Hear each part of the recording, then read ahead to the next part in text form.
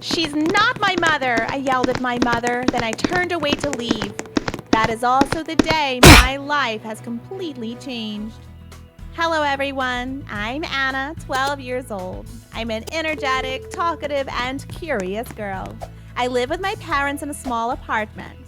There were always waves of laughter, and it was also filled with happiness. It can be said that I've always been a little princess. My dad always pampers me and gives me most of the things I want. Although my mother is stricter than my father, my grandmother considered me the whole world. She always loves me in her own way. Then, an incident happened that made my life turn upside down. Normally at home, my father used to make me and my mom laugh with jokes, such as asking my mother, "Who gave birth to this beautiful girl? Are you sure it's not my daughter?" And sometimes I asked my dad silly questions like, "How were you born?" My dad just smiled and replied, "I found you in the dump." Before, when I heard answers like that, I felt it was normal and took it as a joke. But when I hit puberty, I started to be curious about everything. And I was also taught in class about things like sex education and genetics in biology class.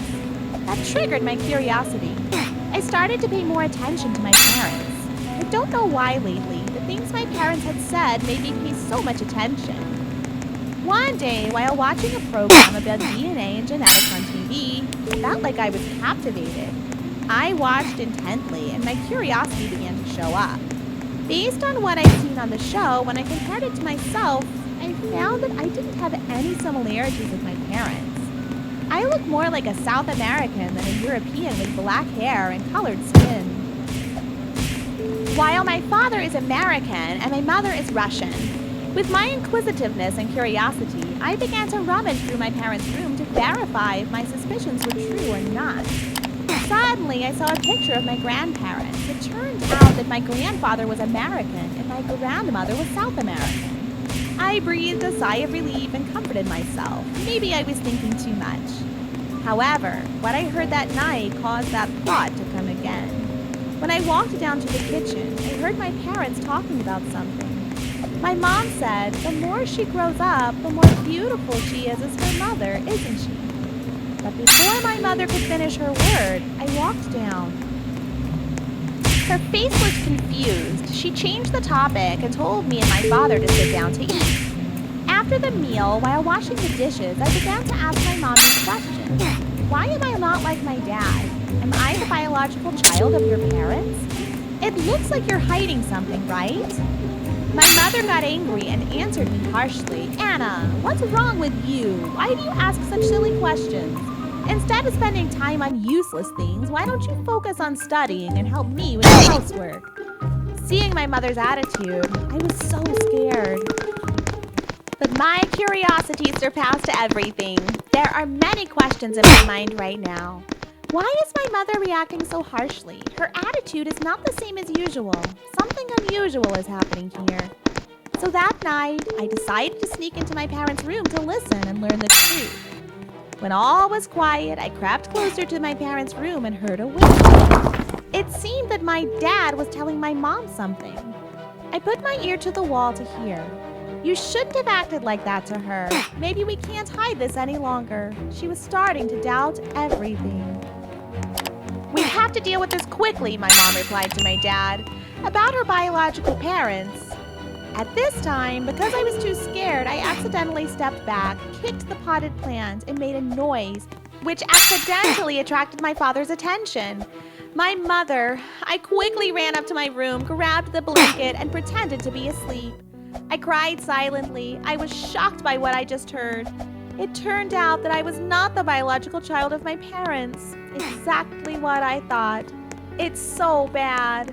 That night I cried till I felt exhausted and fell asleep. The next day, I tried to keep the calmest attitude to go downstairs to greet my parents and go to school.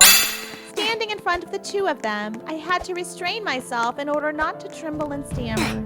I still went to school as always, but after school, I didn't have the courage to go home to face my parents. I decided to leave home. That evening, I went to the park to sit alone and fell asleep without knowing anything. Till I opened my eyes, it was already dark, and I saw my parents standing in front of me. They hugged me. They seemed angry. My mother asked me, "What's wrong? Why don't you come back home after school? Do you know how late it is?" I pushed my mother's hand away and said, "Both of you stop. There's no need to act. I know it all. You're not my biological parents and you're planning something, right?" Pop. My mom just slapped me. I hugged my face and cried. My father tried to hug me and retain my mother's anger. In her anger, my mom said to me, "Shut up! I am your mother, and you need to stop this stupid thing. How can you think like that to someone who loves you so much?" My dad just said to me in a calmer voice, "Actually, we need time to explain to you. Now let's go home and talk." After arriving home, my parents started telling me about everything. They said I was not their biological child. My biological mother is my mother's sister, and my biological parents had died in a traffic accident, and only I survived. So they decided to adopt me, and in order not to make me feel lonely, they had decided to hide this secret and give me a happy and better life. They always viewed as their own child. However, it could be hidden forever. Right now, after having known the truth, I was sad and blamed my parents for not telling me this truth. I was confused about everything. I don't know what to do. The two people standing in front of me right now were not my real parents. But after all, they were also the only ones loving and taking care of me. Also, they gave me this life and viewed me like their own kid. In the end, the love of family won over everything. I rushed to hug my parents, then apologized and thanked them. "We love you, Anna. And I have good news for you. You're going to be a sister, Anna." My mother announced that she was pregnant. Am I going to be a sister? Will my parents still love me as always when my brother is born? I'm not sure. But I know family is where I belong. That is enough for me. Hi guys, I am Donna. I am 17 years old. I am a girl with a lot of pride and arrogance. Of course, I am always right. For me, I am the definition of perfection. I was born with a silver spoon in my mouth, pampered and heavily influenced by my rich father, so I always considered myself superior to other peers. That's why I don't have any friends. The only thing I had to do in the previous days was to wake up beautifully and enjoy my rich life. At school, I am a teacher's pet. I always get perfect grades and don't have to do homework and have the freedom to do what I like. Of course, I know that they only do it because of my rich dad. Everything that the school has at present, football field, swimming pool, all that is because of my rich dad's investments. So to me, all that people need or the reason they approach me is just for the money. It is true that money is everything. My classmates don't like me at all. Maybe it's because they're jealous of not being like me. Whatever, I don't really care. Because with them or not, my life is still beautiful. One day after break time, I walked into class with my snack. I found that my purse had vanished without a trace. Being purple with rage, I shouted, Who stole my purse? Admit this before I get mad." However, all I got in return was the silence of the whole class. They all just rolled their eyes at each other. Some even smiled. I thought for a while. Suddenly, one thought crossed my mind. Yes, it can only be Anthea, that poor girl. I spun around and grabbed Anthea's backpack to check. I ignored all objections from Anthea and the whole class. Finally, I still couldn't find my purse no matter how hard I looked. Anthea sobbed. All the angry eyes of class members were on me, and I still firmly claimed that it was she who took it. Suddenly, a voice called to me from afar. "Donna, you forgot your purse in the cafeteria. The teacher asked me to bring it back for you." I quickly snatched my purse back to check it out and breathed a sigh of relief. Luckily, my limited edition purse was still undamaged. Anthea was still sitting there crying. At this moment, everything seemed to explode. The whole class got mad. All the criticism was directed toward me. They forced me to apologize to her. But I didn't do anything wrong. I just wanted to find my purse. Is that impossible? What a bunch of troublemakers. I yelled angrily and walked out of the class with shame.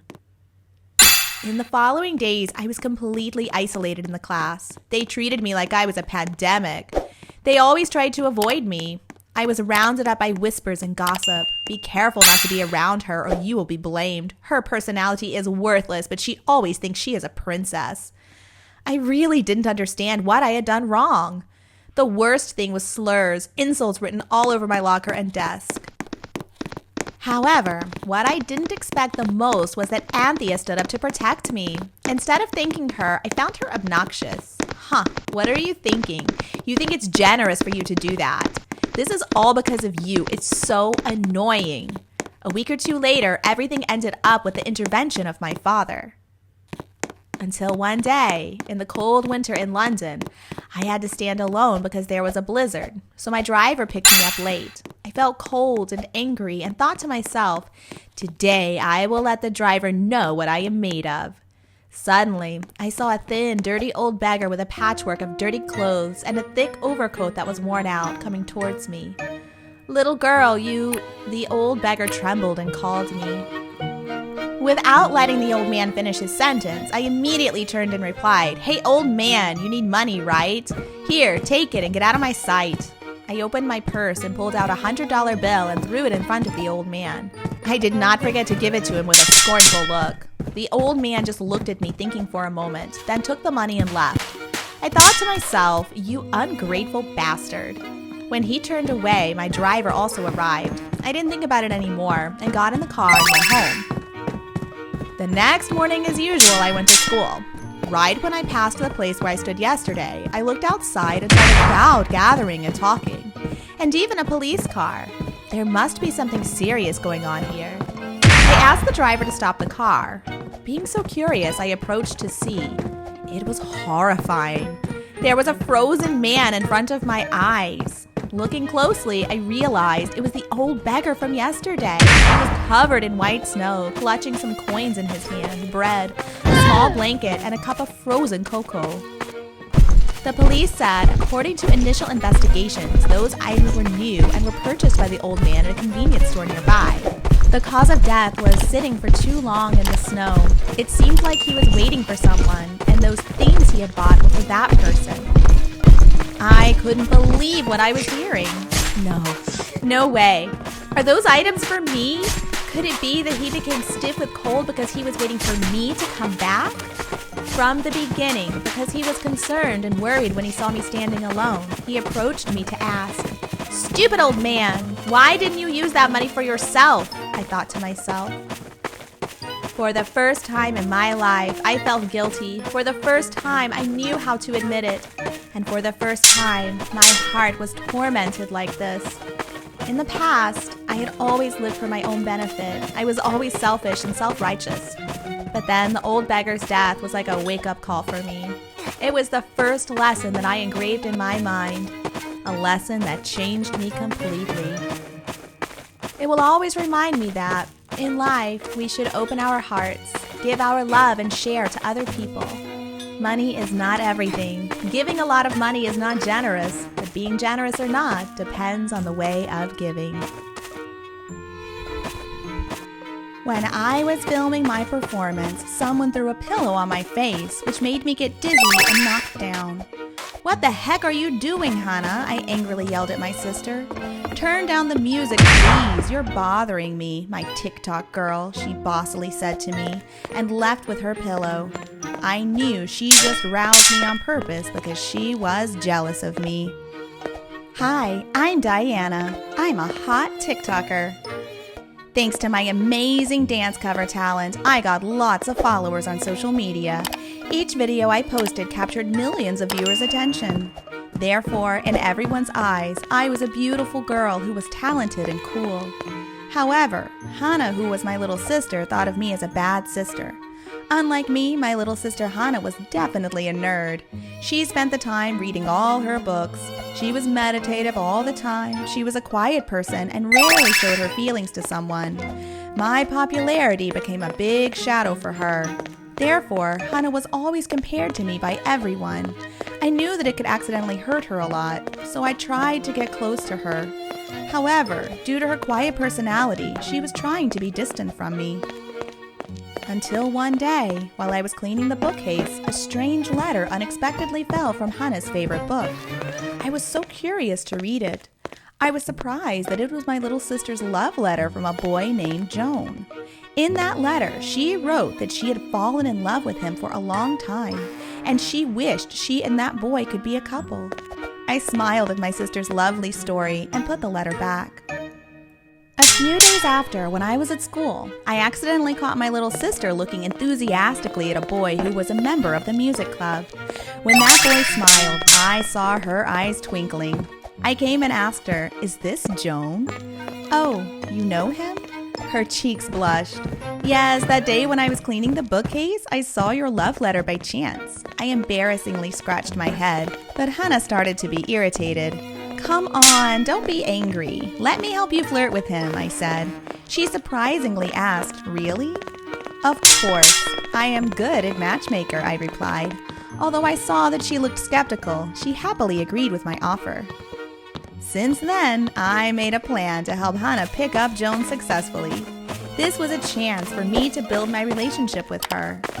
Although I wasn't interested in the music club, I had to apply for this club to have a chance to get to know Joan. After having observed him for a long time, I thought Joan was an active and energetic boy. It was quite a match with my character. I and Joan quickly were friends and became closer and closer. I knew Joan liked to listen to music on CDs, so I asked him to go to a CD shop that I knew. I told Hannah about this so that she came out that day. Hannah would have a chance to chat with a boy who she really liked. On that weekend, I and Joan appeared at the record shop on time. While my little sister's crush was excited, I was very worried because Hannah was 20 minutes late. When Joan saw my expression, she was curious. "Yes, I'm all right. Look, this is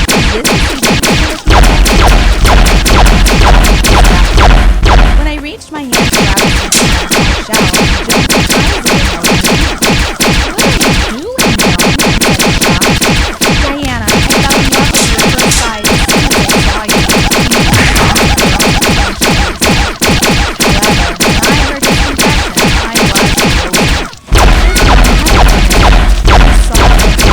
love to me. Then she burst into tears and left quickly. I immediately chased after her to explain. "Wait, Hannah!" "That's enough, Diana. You always take my best things all the time. Wait, I will be more famous than you one day. All my things on my own." Hannah pushed me down and left. Since then, Hannah completely changed. She learned to do makeup and change her fashion style. Hannah created her own TikTok account. To attract many fans, she carried out the ridiculous and dangerous challenges that her fans offered. First, she agreed with the challenge of dancing in front of the camera without a bra. Although this was too sexy to look at, her fans were excited. That's why Hannah wanted to do something bolder. Once she accepted a challenge called Cha-Cha Live. She had to drive a car by following the tunes. When the song played, she had to hit the steering wheel in the designated direction. This challenge was so dangerous because an accident could happen at any time. In the 3-minute video that she posted, she scaredly screamed every time she hit the steering wheel. However, the more dangerous challenge was, the more excited fans were. Only in a short time, the number of subscribers dramatically increased. To prevent her from doing the ridiculous and dangerous challenges, after she had posted the video, I told Hannah, "Stop your stupid challenges, you can hurt yourself." I was mad at my sister. "Stop it, you are just jealous of my popularity," she said. "What are you talking about? I'm trying to help you." "Stupid," I said. "No thanks," she bossly said and left immediately. This was unbelievable that she could say to me like that. After all the stupid things she'd made, I hoped my little sister could be safe, although I was angry. Since the incident at the CD shop, I was so shy that I avoided Joan, although he tried to contact me. Finally, after many thoughts, I arranged an appointment to meet Joan to explain everything. On weekend, we met at a coffee shop which is quite near our school. At first, the atmosphere was quite awkward, then no one didn't dare to speak up first. Finally, I plucked my courage to tell Joan everything after taking a deep breath.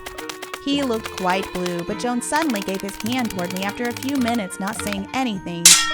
"So can we be a friend? It's hard for me to find someone who shares the same interest as you," he shyly said. "Of course," I smiled at Joan. We were happy with this decision. Suddenly, Joan's phone rang. We were shocked when he saw something on his phone. "Diana, is your sister hosting a live stream?" I was freaked out and snatched Joan's phone. Exactly what he said. My sister was streaming with a new challenge that she had to drink up 2 blister packs requested by her fans. However, these blister packs were anti-allergic, which we could buy at pharmacies. People said that if you overused it, it caused excitement and could create illusions.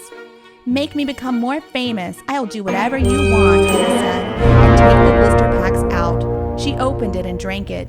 "You see, there's nothing happened," Hannah confidently said to everyone.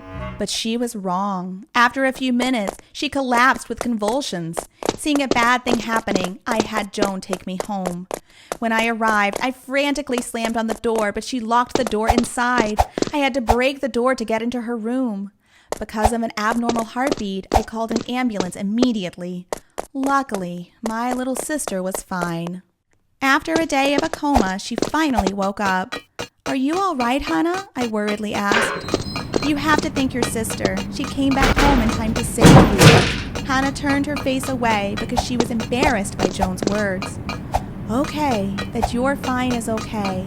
I'm sorry that I make you feel under pressure, my dear Hannah. You don't have to do anything to prove yourself. To me, you're always a special girl." I slightly smoothed her hair and said, "No, I'm the one who should apologize to you." Hannah burst into tears and hugged me. After that problem, the relationship between us improved a lot. We spend much time sharing with each other and getting closer and closer. I am glad that my life is getting well. Right after I was born, my parents abandoned me at the entrance of an orphanage. The only reason that I can think of is that I have a syndrome called hypertrichosis. Because of this syndrome, they abandoned me like that. It's a rare disease. It causes an excessive hair growth anywhere on my body.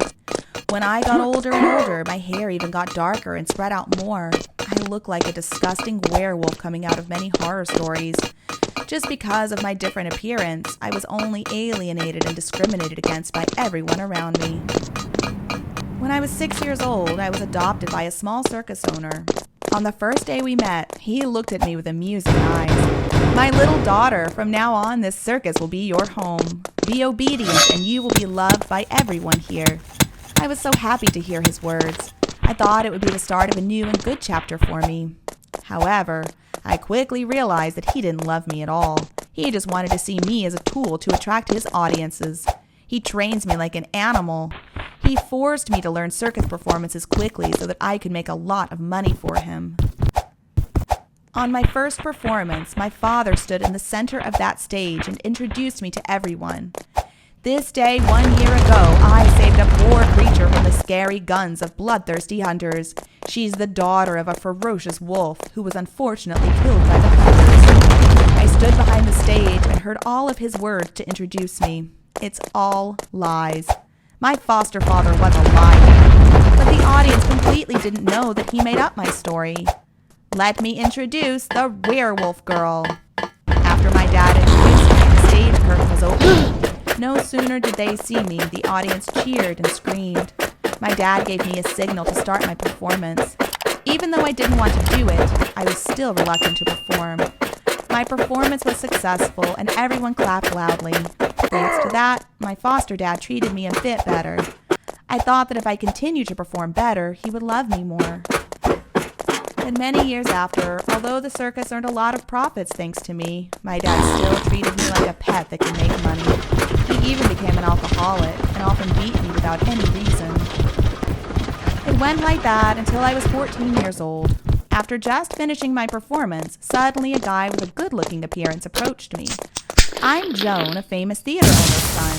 Now his theater is recruiting actresses for an upcoming play. With your performance, I believe you are the best fit for the role," he said to me. I didn't have a chance to reply when my foster dad suddenly showed up. "She won't go anywhere. Leave now." My dad angrily pushed him down to the ground. I shockingly helped him stand up. "Are you okay?" "Take this and think about what I said." Joan secretly gave me a business card and left.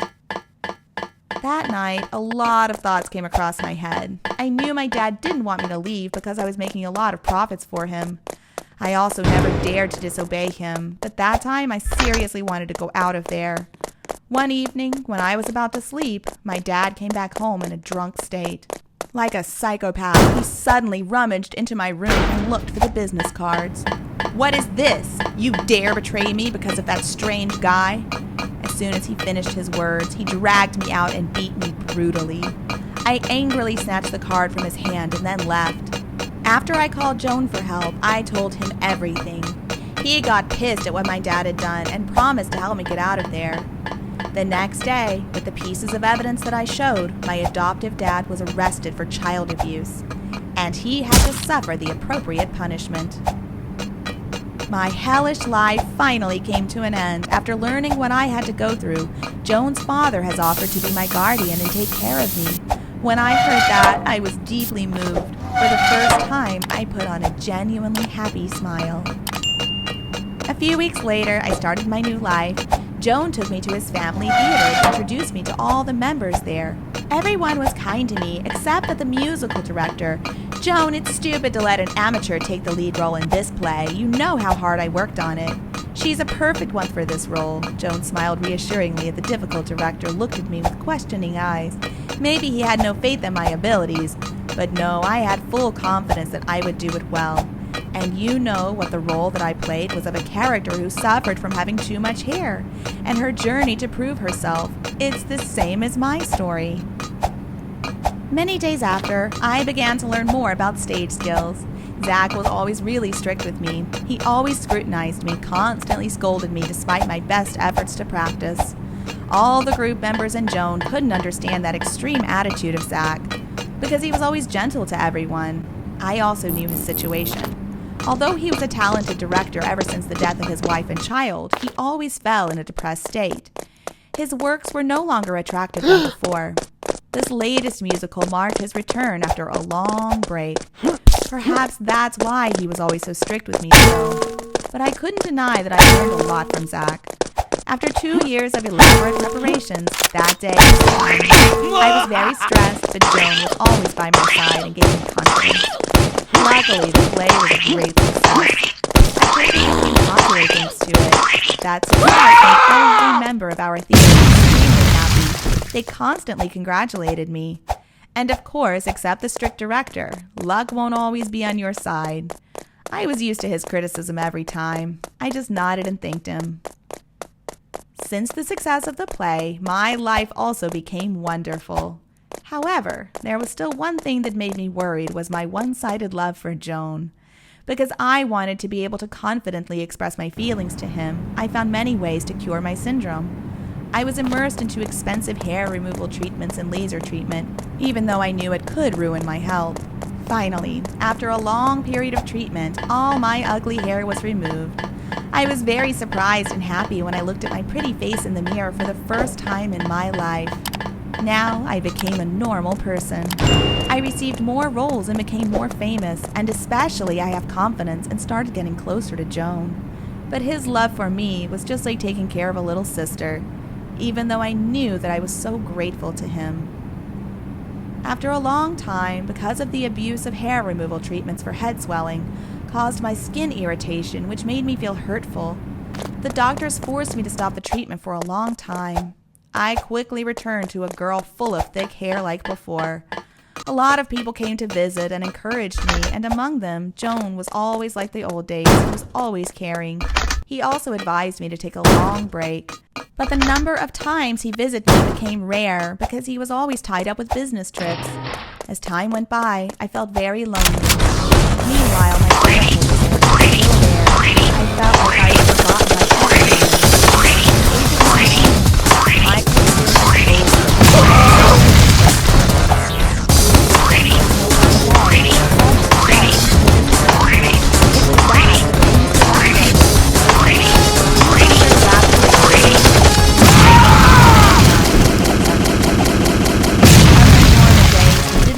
Me, but just looked at me sadly for a while.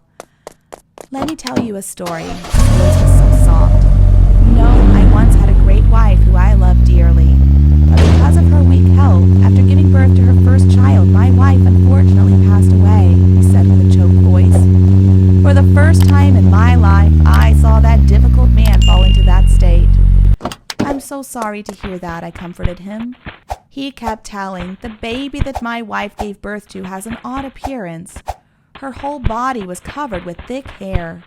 I claimed that this was a devil's child and it deprived my wife of her life. "What did you do to that child?" "I left it at an orphanage." As saying that, he burst into tears. "It was the dumbest thing I've ever done in my life. I've always regretted this action. To express all my sorrows, I wrote a play about a girl with hypertrichosis who was trying to overcome her difficulties. I thought to myself that the child I left behind would be as fine as that." My voice choked when hearing that story. What he said sounded really familiar. Zach kept saying, "Then I met my child again in an unexpected way. Somehow she became the main actress in my play." "This child is me?" I confusedly asked him. It turned out that right from the moment he saw me, he had guessed that I was his daughter. After following a hint from my old orphanage that had left me, he was sure about the truth. The painful memories came. He tried to avoid them, so he pushed me away. But my efforts have touched him. "I was really happy when you were successful, but I am not brave enough to tell you the truth. I'm really sorry for what I had done. Please forgive me." I was in shock to know the truth. My feelings were chaotic. I'm so happy, but also angry at what he'd done to me. Answer my question. But with the sincerity of that man standing right in front of me, I decided to forget everything and hugged him tightly and cried. Not long after, I moved in with him after nearly 18 years apart. I know that there will be many obstacles, but having my dad by my side makes me braver to cope with them. As for Joan, we became more and more distant. He decided to study abroad after I'd found my dad. Joan wanted to go abroad to broaden his knowledge about dramas and helped his family to develop more in this field. On the day he left, I found him to confess my feelings. He just viewed me as a little sister. He really wanted me to find the one who really cared for me. At that time, I felt blue when hearing those words from Joan, but I didn't blame him for anything, because I know that a person like him will find a girl prettier than me. After Joan had left, I was engrossed in my career. Thanks to my dad's help, I was successful and became very famous. Everyone no longer discriminated against a person having an innate syndrome like mine. I was so happy and felt very lucky. Not long after that, I found a person who really cares about me. It was Egan. I think I found my true love. I felt extremely happy. After all those things I experienced, I was glad to have my own happiness. Although I have difficulties or have got a strange disease, you should be brave and confident to overcome it. I believe that you can do it like me. Thanks for listening to my story. Hi, my name is Carrie. I'm a final year student. Last year, I got a white blood cell disorder, so I went to school 6 months later than my friends. Every day, I got bored with infusions and tests. One day, the doctor said things got better and I could go back to school. I was over the moon. I carefully prepared for coming back to school with my friends. I took care from my appearance to all the knowledge of the subjects that needed to be prepared. The next day, I asked my parents to take me to school in order not to be late. And everything was up to me. I asked for a letter of a return to class and just showed it to the teachers so they could let me in. In math lesson, I gave Miss Asley the letter and explained why I'd missed so much of the year. And it seemed that her expression changed a bit, but I didn't notice it. And when I was about to return to my seat, suddenly my teacher called out the name Carrie John Dallas. "Yes," I told her reflexively, and she gave me a cold stare and told me to go back to my seat immediately. And I didn't notice that troubles would come. The next days, to help me catch up with my friends in school, my parents hired a tutor for me to study all the subjects, included maths. Only after 3 months, I finally caught up with my classmates. But because of that, it took me a long time to study all the subjects, and I had to bring those materials to school to study with the subjects in school. One time during math class, when I was listening to a lecture and combined with the materials that the tutor gave me to take notes to make it easier to understand, my teacher suddenly caught me seeing my notes and grabbed it. And with a threat, she angrily said, "There's no way that you or anyone bring another teacher's notes in my class. Remember this." Then she took my notes and gave me a cool stare as a bonus. This made me confused because there was no rule saying that I could not use other materials in the same subjects. Since then, Miss Ashley kept an eye on me and even moved me to the corner of the class so she wouldn't have to see me raise my hand to speak. I don't know if I did something wrong to my teacher, making her not like me that way.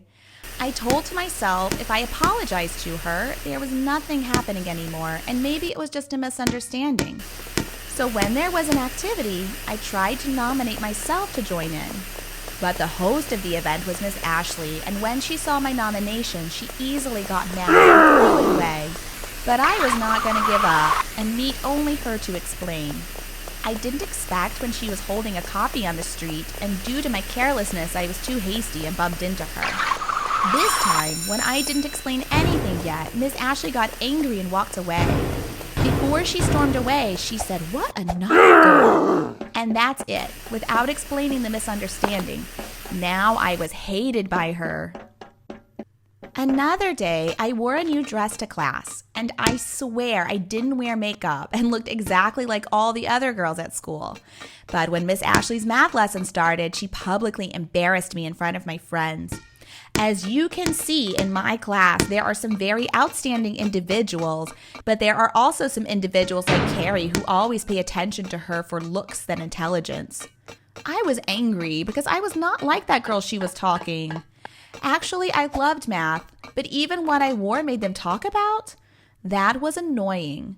Since then, I hated studying math and had a hostile attitude every time I studied math. I rarely brought math books. Sometimes I dozed off, but I still maintained my perfect score. That was why Miss Ashley couldn't do anything, although she didn't like me at all. There was a boy named James living near my house. We'd grown up together in the same neighborhood, so we always went to school and hung out together. One time, when we were walking on the street together, some of Miss Ashley's fave students, whose leader was Sarah, walked by and said, "Oh, wow, is it Carrie? Look, she's flirting with a new boy." Then they ran over and told Miss Ashley, so I was so irritated at this problem. What really got to me was the way Miss Ashley laughed along with them and did not care about it. So it meant she agreed with them. James was so angry and grabbed my hand to go to the principal's room and report this problem. But I said I had a plan to get back at her. I smirked and told James about my plan. So our plan to take my revenge began. First, Miss Ashley had a habit of drinking coffee, but she only brought espresso, which was really bitter, and no one could realize anything if someone put something in it. She always asked her fave student, Sarah, to buy it. Then, I deliberately bumped into Sarah, and the cup of espresso dropped out of her hand. So she had to buy another one. I told James to stay at the coffee and put the same cup, but I already put something in it. Exactly what I had expected, because she was in a hurry. She told me to put the espresso and gave it to Miss Ashley. Then, in Miss Ashley's math lesson, I had a plan for her.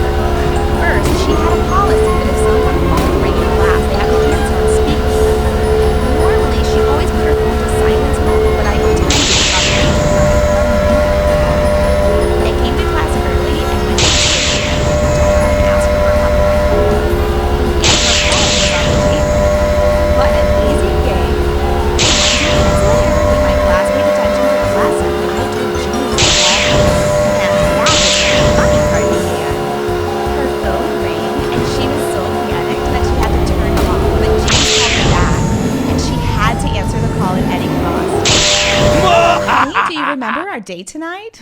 She said. "Who is this? Maybe you called the wrong number." James kept talking. "Are you still mad at me? Why do you treat me like that? Mwah, mwah." "I said you called the wrong number. I will cancel it now," she said. James still talked. "Remember my baby? I'm waiting for you, huh? Goodbye, honey." And while she was annoyed, my muscles had a lock and worked to make her bell tone loud and rushed to the toilet. Wow, it wasn't just me laughing, but all the students in the classroom were laughing at me. She deserved it. But our happiness didn't last too long. That day, I saw James and Miss Ashley was also at the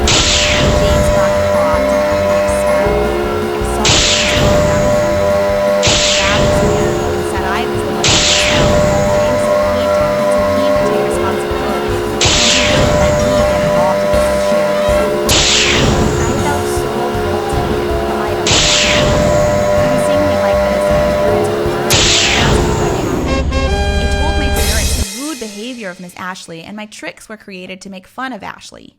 Even though my parents didn't agree with my plan, but they still protected me to prevent my teacher from hurting me. The next day, James's parents came for their meeting, and I told them that I asked my parents for making everything clear. So my parents was there with James's parents, the principal and Miss Ashley. I told all the rude behavior she'd done to me and my plan to harm Miss Ashley. Miss Ashley yelled angrily, "I knew it was you, you spoiled brat. You'd planned all of these tricks." Everyone was shocked at the behavior she'd done to me, and my mom said, "You're such a bad teacher. You just hate her and treated her badly like that because she's my daughter." And what were going on? Miss Ashley went out of control and hit my mom, my dad, and the principal tried to stop her. And so she had a punishment and forced to move to another school. James and I was just suspended for 2 weeks. My parents told me that they and Miss Ashley had known each other since high school. And both my mom and her loved my dad. But because of her bad attitude, my dad hadn't noticed her, and my parents had been in love with each other. So Miss Ashley always told my mom to be a third wheel and ruin her happiness. She even had tried to harm my mom, but she got caught and forced to move to another school. It turned out she'd known me as her rival's daughter at first and always found ways to make my school life difficult. Anyway, everything was over, and James and I understood each other, and I will cherish him more even though we don't know we can take a further step or just be friends like now. Hello, my name is Maxie, 16 years old. My best friend is Damon. He likes a girl named Sophia, but I don't like her at all. I'm not biased against her, but I got in trouble with this girl when trying to help Damon to approach and pursue her. Everything seems to be very bad, more than you can imagine. Sophia is a beautiful and charming girl. Her eyes are blue as the sky and her hair is golden as silk.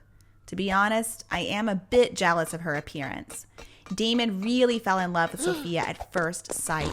He immediately came and met her without any thinking and even my consultancy.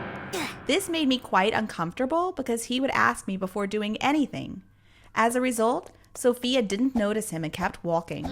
Who would love a boy like Damon? And Damon was determined not to give up so easily. He did many tricks to attract Sophia's attention, such as waited for a bus with her, even he had his own car. Damon did many ways to approach Sophia, but not success. This made him so upset. He also begged me for help, but I said no way. Then he said, "Maxie, please, you are a girl, so please make friends with her. Maybe you will know what she likes, like her favorite foods or music. And then I can impress her. Please, if you help me, I will lend you my game console for a month." Come on. I really cannot resist the temptation of this deal. I will do anything. Let's close the deal.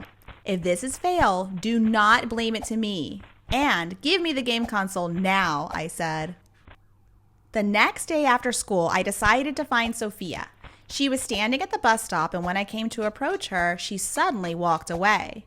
I decided to follow her, and on the way, she stopped to help an old woman to cross the street. That surprised me, covering by a cold look, but she's very kind.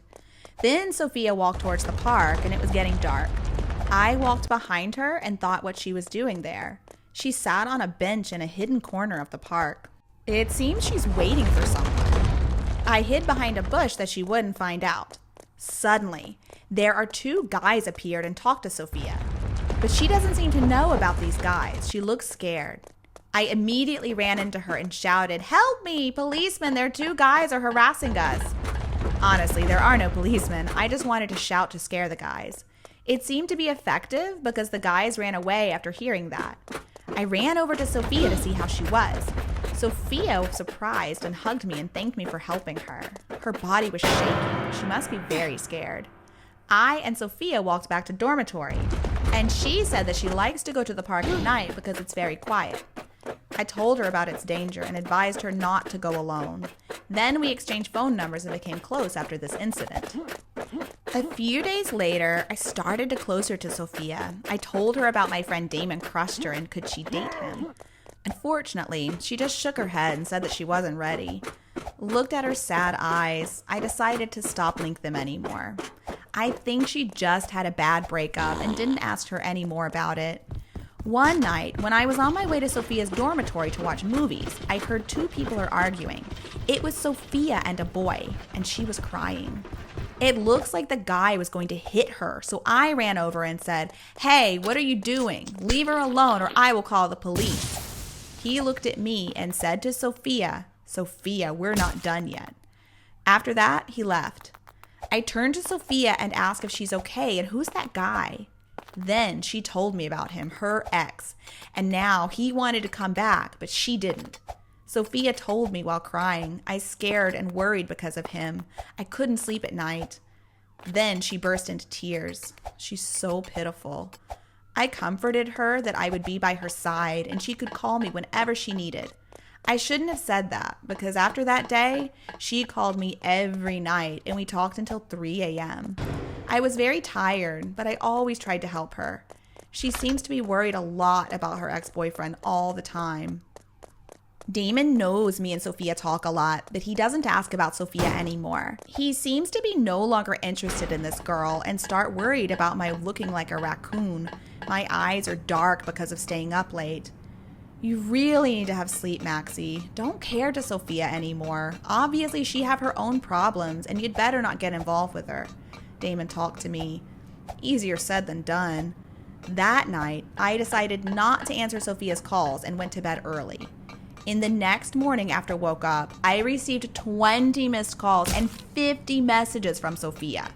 Some of messages noted that Sophia was too lonely and I abandoned her. And another one noted, "If you don't answer my call, I will end everything." This is crazy. I was worried and immediately called to her, but she didn't pick up the phone. I ran into her dormitory room, but no one opened. At that time, I was extremely scared, banging the door and shouting, "Sophia, open the door!" But no one replied. I was afraid that she was doing something bad. I asked some students to help me open the door while she opened it. I was very happy because she looked okay. I ran to hug her, but she pushed me away in an annoying attitude. "What are you doing here? So noisy," she said. I was surprised. "What? I was so worried about you. What did you say?" She interrupted me and said, "You need to have some sleep, Maxie. You are crazy." Unbelievable.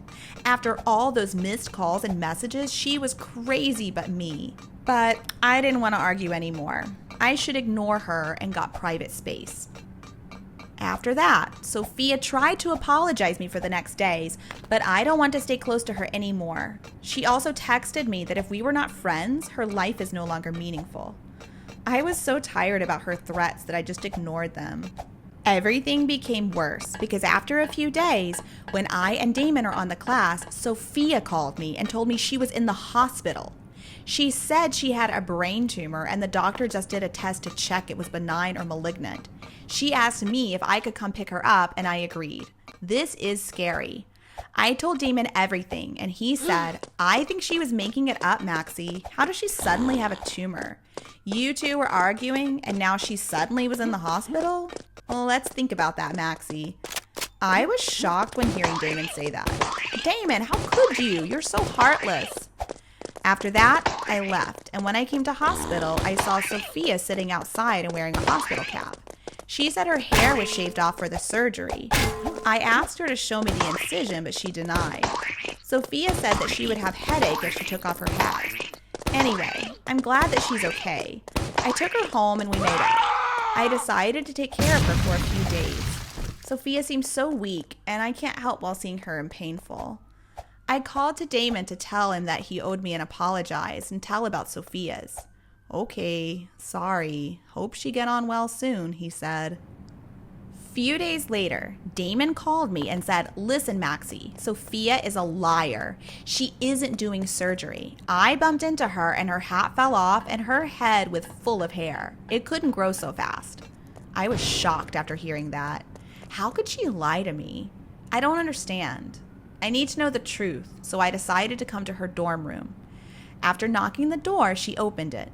I was surprised about her old hair instead of shaving like she said. Sophia must have known Damon told me, so that didn't bother to lie. This made me very angry.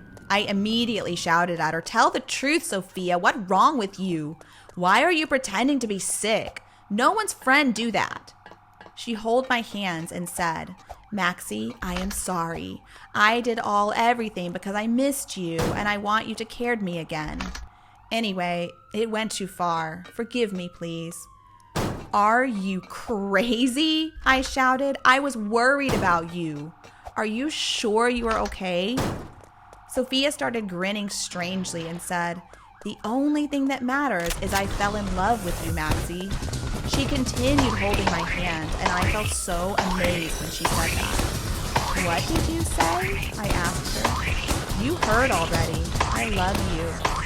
After that, Sophia started to laugh hysterically, and she said, "I felt in love with you since the first time we met. I knew you followed me so that I pretended to be in danger and you came to help me. Even my ex is also fake. He is my friend. Didn't you see everything I do just to attract your notice? If it isn't love, what's it will be? This cannot happen." I tried to calm myself as much as possible and said, "Listen, Sophia, I am honored to hear that, but I am straight. You just be my friend, okay?" Sophia still didn't give up. She took my hand and said, "How do you know that? You haven't even tried to love me. Just give me a chance to show you how my truly love is." I tried to push her hand away, but I couldn't. Sophia held my hand tighter, and it started to hurt me. She looked straight to my eyes, and I couldn't recognize her anymore. She was like a mad guy and said in a very scary voice, "You can't escape from this. You are mine." I was so scared to hear that, and I need to get out there immediately. I pushed Sophia, and she fell. Then I ran as fast as I could until I came to the dormitory. At my room, I called the police. When they got to her room, she wasn't there. I reported what happened and showed them her photo. Unbelievable. I was shocked that I was not the only victim of Sophia. Many other girls have suffered this. After that day, I was so panicked. I always feel like someone watching me wherever I go.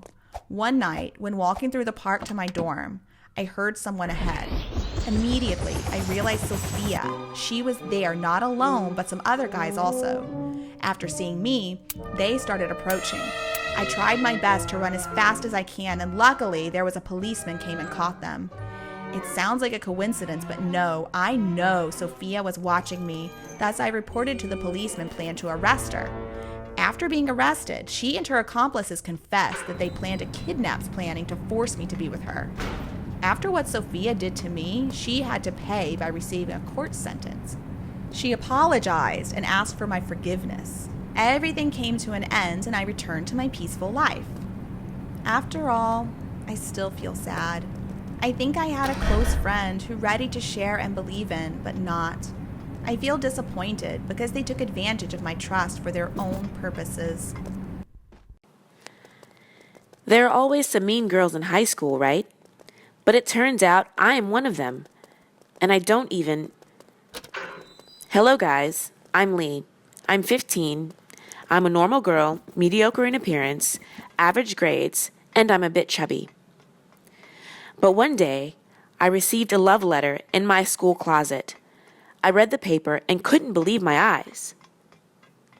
That night, after I came back from school, I did something pretty crazy. I pretended to be Sarah and texted. But one day, Dave texted me that he wanted to see me after school. I was so worried. I couldn't see him. One afternoon, Dave texted me to meet at a basketball game that Friday. He seems very serious about. The next morning, when I went to school, I tried to get to the class early and put juice bottle on Sarah's table. That night, Dave texted me and said he couldn't see me at a basketball match. I told him I wasn't feeling well, so I went home to rest early. After hearing me say that, he was very worried about me and told me that tomorrow he would send me a gift, which would make me better. But at that moment, Sam came to my house, and she wanted to talk to me. She rushed into my room and said angrily, "I've already known what you've done. Isn't that too much?" Then she told me she saw the syrup bottle in my backpack. I was surprised and worried. But then I told Sam it was time for those bad girls to pay the price. But Sam said angrily, "You're ridiculous. Sarah is not a bad person. She's very friendly. She's also been very nice to you. Was you so jealous that you had to lower yourself to hurt her? You know, you're the only bad girl here." Then Sam angrily left, and I had to stand there alone. I was dumbfounded there. What had just happened? What I had just heard? What a mean girl I was. That was not true. Sam was my friend.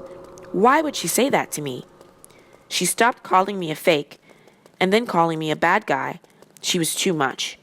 But Sam's words kept stucking in my head, and I kept thinking about it. Sarah had never hurted me so. Why did I treat her so badly? I really did it wrong. I couldn't sleep that night.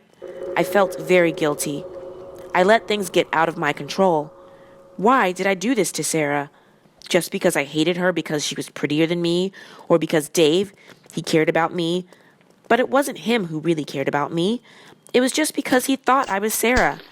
All the thoughts that were hanging around in my head made me not know how to solve the mess I caused. The next day, Dave left a new gift box on the top of the vending machine. I kept looking at it without knowing if I should take it. Then suddenly, a friend saw that box, so he took it down, and he saw the name Sarah, and he ran into the classroom and gave it to Sarah. It happened so fast, I didn't even have time to react. All I could do was follow him to see what would happen next. Sarah and her friends gathered to the box and kept saying, "Dave, is that the guy you're having crush on?" I found Sarah's face was getting a little red when I heard my friend saying that, and I realized she really likes Dave too. She looked happy to get a gift from Dave, but she saw everything I did bad. Sam was right. I was a bad guy, not Sarah. Sarah was right. I was a bad guy, not Sarah. I handled this before Dave and Sarah met, and they both found out. The truth. And I texted Dave and asked him to meet at the park where I saw him, and I saw him there, and he seemed pretty excited to wait. And then I told him to tell him to let me explain first. And I told him I wasn't Sarah, and I was just doing this because I was tired of being a loser my school. But I didn't expect this to go too far. I'm so sorry. I told him that Dave was a little confused and angry at first, but he said that he was also the one who no one knew, so I understood what it felt like, but he needed time to get this. Yeah, well, he got off the phone and I ran out. "Dave, wait a minute." I confessed to him that I was the one who pretended to be Sarah, and I'd got good news for him. And I said, "Dave, Sarah actually likes you too, and now you need to confess your feelings to her." He was skeptical and asked, "You're not lying this time?" I said, "I swear, she really has a crush on you. Please let me pay this off. I'll help you." He was so happy to hear those words. I helped him pick out a gift for Sarah and took him to find Sarah. It was finally a success when the two of them were together. As for my best friend Sam, I went to find her to apologize and thank her for being a good friend, and she made me understand everything I did wrong. As for my best friend Sam, I went to find her to apologize and thank her for being a good friend, and she made me understand everything I did wrong.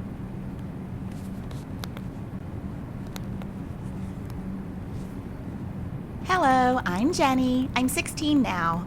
I had a best friend named Carrie who is the same age as me.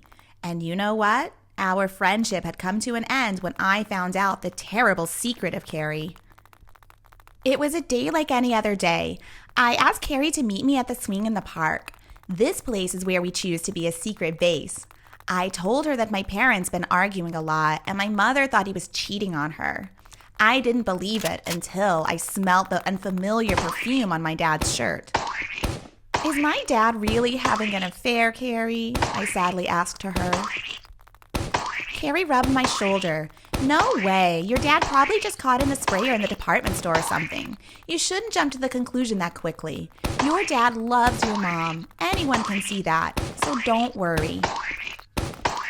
Before this incident, I've been really satisfied with my life. I'm attending a renowned university. My family is really happy. Despite being the only child, I didn't feel lonely, as I had my best friend Carrie as company. She was more than a sister to me. Regardless of the problems, I just dropped her a message, then she would appear and comfort me. All I thought, nothing would change. It all began when my dad was acting oddly. He often looked into his phone. Especially, he took his phone to the bathroom and stayed in there for hours. But when my mom asked him, he just shrugged and said his digestive had some problems. Then, when my mom was doing the laundry, she smelled an unfamiliar perfume on his shirt. She hurtled to him and threw his shirt into his head. She forced him to explain this issue. He denied everything and said it was just a work colleague perfume and she was overacting. That's why I arranged to meet Carrie to tell her about my family problem. She always knew how to comfort people. I felt comfortable telling her about this. Carrie was right. Maybe I had thought too much. I came home and caught my mom crying in the kitchen. She looked at me with her puffy eyes and sobbed. Something wasn't right. She said in tears, "I had a fight with your dad. He doesn't look at me like we used to." I sat down next to her and said, "Mom, let's stop overthinking. I trust Dad. He will never betray us." I stayed to comfort her for a while and finally she calmed down. The next evening, Dad came home with a big bouquet of blue rose flowers, which is my mom's favorite flower. Then he cooked for my mom and me as an apology for making us sad. Mom looked touched, and she also apologized for misunderstanding. I told myself that things would be okay now, right? For the next few weeks, my parents seemed to be fine. But on my mom's birthday, we invited Carrie and her mom for dinner. During the dinner, I knew that Carrie's mom looking at my dad and laughed at all of his dumb jokes. OMG. Was my dad having an affair with Carrie's mom? I felt like I exploded, but I couldn't say anything to Carrie. I didn't want to make her sad. After that day, I avoided meeting Carrie as much as possible, even the lunchtime at the canteen or after school. I didn't wait for her and walked home. But one day, she caught my hand and asked constantly, "Did I do anything wrong? Please tell me. Why are you trying to avoid me all the time?" I shouted, "I think my dad is having an affair with your mom, Carrie, and that's why I want to avoid you." "I'm sorry. I know I shouldn't accuse your mom, but it was enough. I smelled her perfume was the same scent that my mom smelled on Dad's shirt.